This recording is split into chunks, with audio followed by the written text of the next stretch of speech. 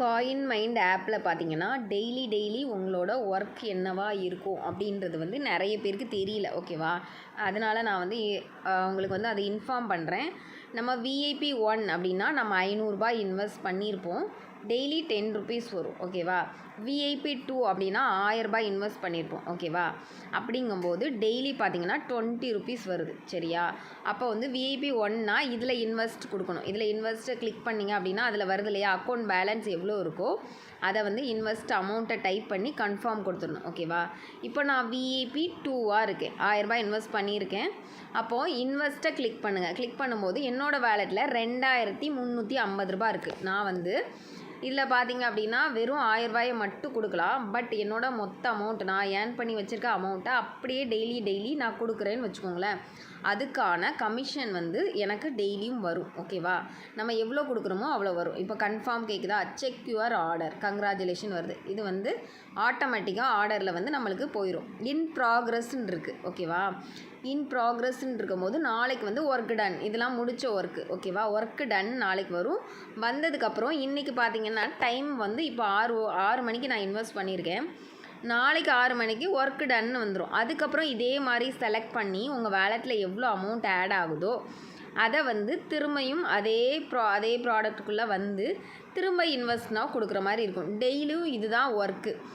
உங்களுக்கு வந்து இப்போ ₹2000 இப்போ ₹1000 மட்டுமே நான் இன்வெஸ்ட் நவ் கொடுத்துட்டே இருக்கலாம். அதுலேருந்து எனக்கு எவ்வளோ வரும்னா 2.10% வரும். அதாவது ₹1000 மட்டும் டெய்லி இன்வெஸ்ட் நவ் கொடுக்கும்போது எனக்கு டெய்லி பார்த்தீங்க அப்படின்னா ₹20 வரும். நான் வந்து என்னோடய வேலெட்டில் இருக்க மொத்த அமௌண்ட்டையும் போட்டு நமக்கு பண்ணிகிட்டே இருக்கோம் அப்படின்னா நம்மளுக்கு பார்த்தீங்க அப்படின்னா டெய்லி அதுக்கான அமௌண்ட் வந்து உங்களுக்கு ஆட் ஆகும். அதாவது 2.1% இருக்கு இல்லையா, அது வந்து உங்களுக்கு வரும். ஓகேவா? நீங்கள் இன்வெஸ்ட் பண்ணுற அமௌண்ட்லேருந்து 2.1% வரும்.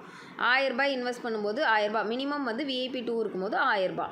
அப்போது நான் அதுக்கான வட்டி பார்த்தீங்கன்னா ₹20. ஓகேவா?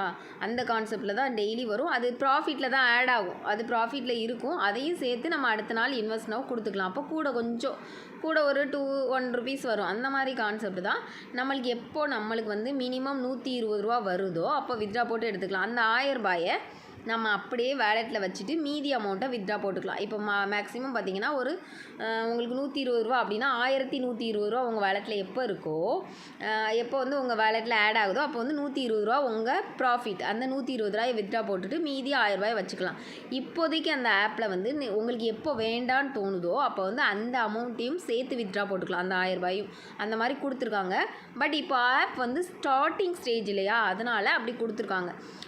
போக வந்து அந்த ஸ்டேஜெலாம் மாற்றிடுவாங்க. ஓகேவா?